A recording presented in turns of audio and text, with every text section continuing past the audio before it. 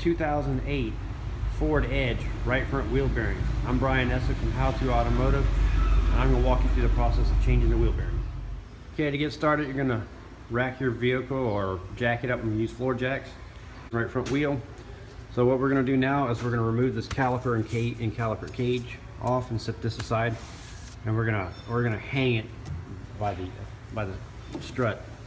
So instead of taking all the bolts out, what we're going to do on the back side of the caliper is not the ones that hold the caliper, but the bigger bolts. I believe they're 18 millimeters. We're going to take out one here and one up here on the top, and we're going to slide the whole caliper and cage off as one assembly. So now that you got the caliper hung up out of the way, remove the axle nut. And these bolts on the caliper cages turn out to be 19 millimeters. So remove the axle nut, and after we remove the axle nut, we're going to remove the ABS sensor on the back side. So we're going to remove the ABS sensor, and we're also going to remove the cotter pin and the bolt for the tie rod, and we're going to take that off too. So once you get your ABS sensor unbolted and just set it out of the way, and the nut and bolt off, cotter pin and nut off the tie rod, now you're going to get the tie rod out. You're going to need a hammer like so. This happens to be like a little 3-pound little miniature sledgehammer. And what we're going to do is we're going to put the nut back on the tie rod a little bit, just start a few threads like so, and we're going to take this hammer and we're going to smack it right there on the edge of it. And the reason why we put the nut on is just in case we inadvertently hit the miss, and we don't want to hit the threads and damage the threads on it. So you're going to smack it right here, and what that's going to do is it's going to pop the ball joint, or the joint free here, the tie rod free. So a couple smacks right there, and like I said, the tie rod will pop out, and then you can take your nut out and go ahead and finish removing the tie rod. So after that, now we're going to take the nut and bolt off for the lower ball joint. So we'll remove that. Okay, now that you got the bolt out of the lower ball joint, you're going to need a long pry bar like so.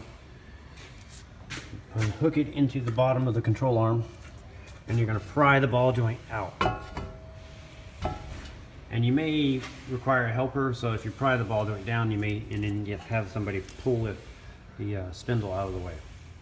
So now that you got the ball joint separated from the spindle and the axle pulled through, like so, now what we're going to do is we're going to remove the bolts here that hold it to the strut, and then the whole spindle assembly will come off.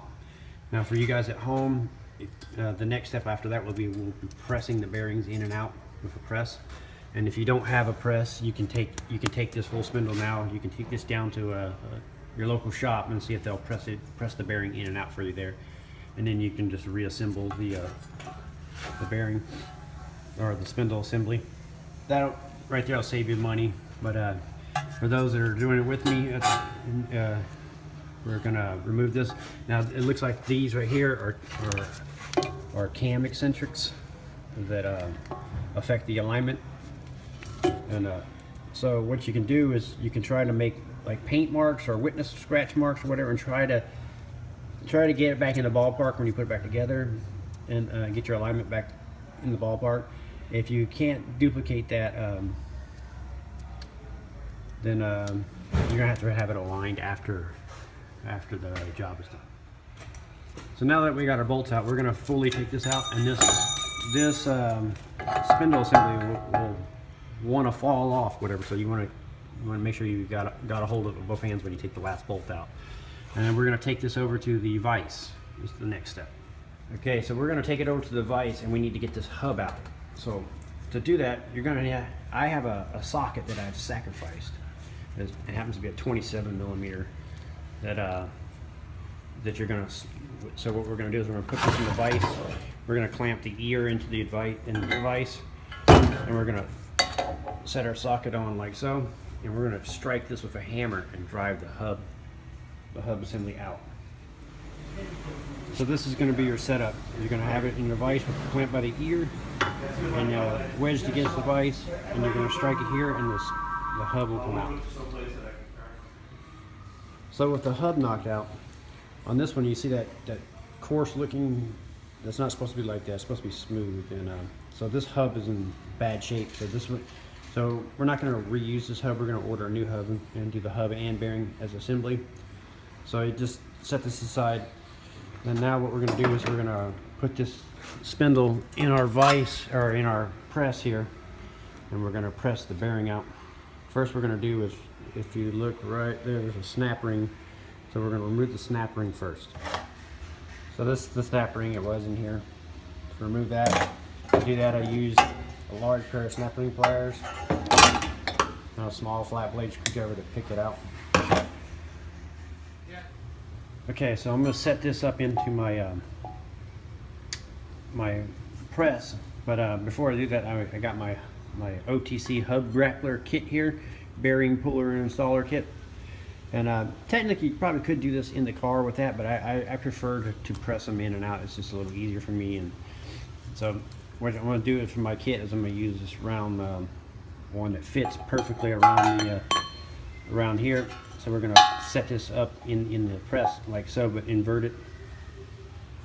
But if you don't have that, I'll show you an alternative ways to set it up. So if you don't have the hub grappler like I have, you would set it up something like this, where you would put the on the very edge of the thing on both sides, and then you'd use your press here and then put something maybe in the middle and press the bearing out.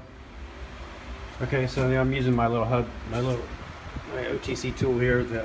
I just put it around there. It fits up perfectly. That's my setup. But if you don't have it, you'll use the other setup I showed you. And I just use a large socket on the bearing itself, and I'll jack it down and press the bearing all the way out.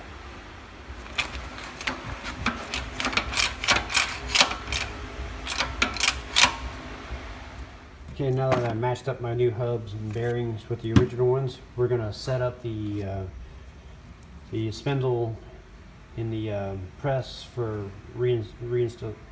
installation of the bearing. Okay, I'm going to show you two ways. One, if you have the tool like this to put it on, and one without it. So to set it up without it, it'll look like this. So it'll be a setup similar like this, where you need it flush in it. So it looks like that on the inside. And this way it works, but there's a possibility for things going wrong. That's why we bought the tool to do this right. And I'm going to show you how I do that with the tool. So with the tool, it's a much flusher, flatter, more stable platform. So put your bearing in, and then I got this little plate on here so I can evenly spread the load, and then a little socket here to do it. So now I'm going to press my bearing in as far as I can. So I pressed it in as far as it'll go. Now I need to switch out the setup here a little bit, and take a larger socket and put it on here like that, because we need this to go a little lower so we can put the snap ring back in. So when you press it in, you'll feel it stop. It'll just come to a complete stop now. And also you'll check it by checking your groove for your snap ring. So now that we've got it pressed all the way in, we're going to put the snap ring in, and then we'll put the hub back on. Okay, the setup for pressing the hub in is a little different. You're going to need to take a big socket like so that fits perfectly around the inner race here, and you need to set it like that, and I'll show you the setup in the press. So it's going to look like this, and the reason why is if you try to press it in with it would push the inner bearing, it would split the bearing in half and push out. This keeps it all together as you press it together. So we're going to press it in until it bottoms out. You'll feel it with the press, it'll stop. So now that the hub and bearing are pressed in all the way, so you can see it's seated in there. Now we're going to put the spindle back into the car itself. We'll start by putting this into the strut first and starting the top bolt first. Now with the top bolt started, now you can, it's like a pendulum, and you can swing and stab your axle through next, and then once that's stabbed through, then you can put your the bottom bolt on. So now that the bolts are they're just stabbed in, they're not tight or anything. They're all loose right now. We got the axle stab. And the next is to get the ball joint back in, the lower ball joint. So I got my pry bar back in, and we're going to pry it back down. And you may have to have a helper kind of line it up for you while it takes quite a bit of pressure to pry it down.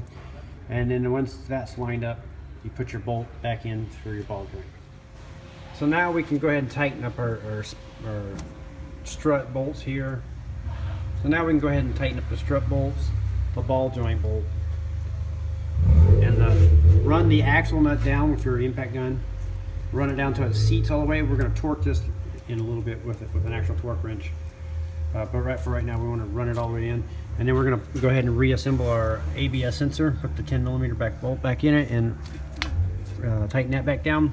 And then we'll put the tie rod end back on and tighten that bolt down and put the cotter pin back in. Okay, so now that those are on, go ahead and reinstall your rotor. And I like to put a lug nut on there and run it all the way down just to hold everything in place while you slide the caliper back on. So just slide the caliper back on over the rotor, and on the bolts that you took off, put a little blue Loctite thread sealer on it, and then tighten these down. And this prevents the Loctite prevents the bolts from backing out.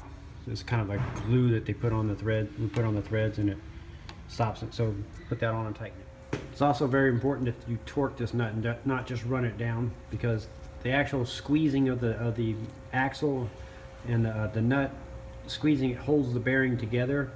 And if it's not properly torqued, it'll allow a little bit of play and prematurely wear the bearing out. So torque it down. The torque specs for the caliper bolts are 98 foot-pounds. Okay, after you got that on, I'm going to have a partner or somebody start the car, hold the brake on for you, and we're going to torque the axle nut to 203 foot-pounds. Once we got the axle nut torqued down, then we can reassemble our wheel and we're done with the bearing. I'm Brian Eslick from How To Automotive. It's my pleasure sharing my experience with you guys, and I encourage you to subscribe and for more valuable videos like this. I'd like to thank you again for watching. Thank you.